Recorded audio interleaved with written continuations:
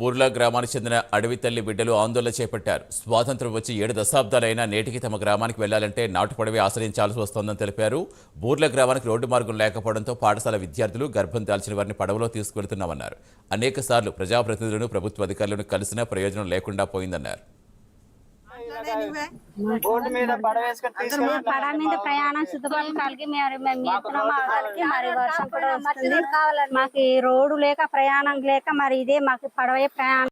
పినకోట పంచాయతీ కొత్తపురం గ్రామము. మాకి ఇన్ని ఇబ్బందుల్లో ఉన్నాము.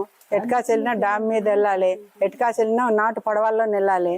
ఆ పడవలు కూడా మరి 2 పడవలు ఉన్నాయి. అయితే మగోళ్ళు ఎక్కడికైనా ప్రయాణం వెళ్ళిపోతే ఇంటికాడ పిల్లలకి జ్వరాలు వస్తే ఇబ్బందులు పడిపోతున్నాం. ఇదిగో ఇప్పుడు ఒక్క మగోడు లేకపోతే ఆడోళ్ళము తీసుకొని సగం దారికి వెళ్ళినాము. గాలి వర్షం వచ్చేస్తే అక్కడ ఒడ్డుకాడి పెట్టేసి పిల్లలకి ఎత్తుకొని ఇంటికి వచ్చేసాము. అలాంటి ఇబ్బందుల్లోన మరి అదే రోడ్డు ఉంటే పినకోట పిఎస్కి ఏ ఆటోగా ఫోన్ చేసి తీసుకెళ్ళమా, మా చేతికా డబ్బులు లేకపోతే సడన్గా పిల్లలకి తీసుకెళ్ళలేకపోతున్నాము. వెళ్ళలేనప్పుడు ఆ పినకోట పిఎస్కి వెళ్దామంటే నడుచుకుంటూ వెళ్ళాలి. 20 కిలోమీటర్ల దూరం పిల్లలకి ఎత్తుకొని నడాలంటే ఆడ మనుషులు నడిచి వెళ్ళాలంటే ఎక్కడ నడిచి వెళ్ళగలం సార్? ఇదిగో మాకు రోడ్డు కావాలి. ఏ ఆటోకో ఫోన్ చేసి తీసుకొని వెళ్ళి పినకోట పిఎస్ కాడ జాయిన్ చేసుకుంటాము. హాస్పిటల్కి తీసుకెళ్తే జాయిన్ చేసుకొని అన్ని మందులు ఇస్తున్నాం, అన్ని మెడిసిన్లు ఇస్తున్నామని చెప్తున్నారు.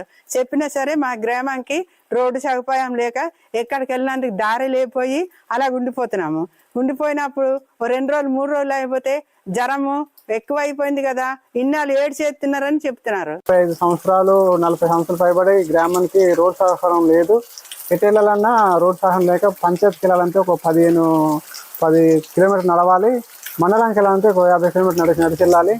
ఒక పక్కన ఉన్న అనకాపల్లి జిల్లాకు సంబంధించిన అది రైవాడ ప్రాంతంలో దారుపుల ప్రాంతానికి వెళ్ళాలంటే రైవాడ రిజర్వర్ దాటుకుంటూ వెళ్ళాలి.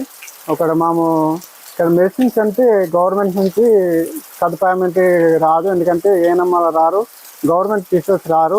స్కూల్ ఉంది, అలాగే ఏనమ్మ పినకోట పంచాయతీ తరఫున ఉన్న ఏనమ్మ గారు కూడా ఇప్పుడు ఈ గ్రామానికి వచ్చేది. ఎందుకంటే మేము అక్కడికి వెళ్ళి అడిగితే వాళ్ళు అంటారు, మీ గ్రామానికి రోడ్ లేదు కాబట్టి పడవ మీద ప్రయాణం చేయలేము, మీరు రాలేమని అలాగే చాలాసార్లు చెప్పడం కూడా జరిగింది. నా ఎదురు కూడా చెప్పారు.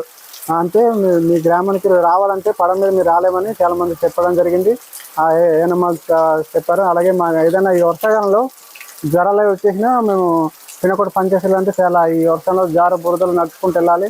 మా గ్రామానికి గౌరవనీయ కలెక్టర్ గారు రోడ్డు సహకారం కల్పించాలని కోరుతున్నాము. చిన్నపిల్లలు ఉన్నారు, వృద్ధులు ఉన్నారు.